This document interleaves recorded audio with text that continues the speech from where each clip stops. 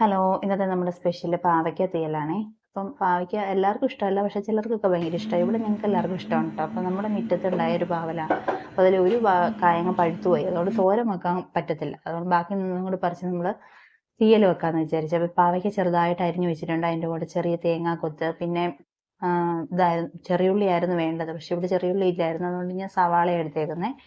പിന്നെ പച്ചമുളകും കൂടി ഇടണമായിരുന്നു. ഞാൻ പച്ചമുളക് ഇടുന്നതിൻ്റെ വീഡിയോ എടുക്കാൻ മറന്നുപോയതാണ്.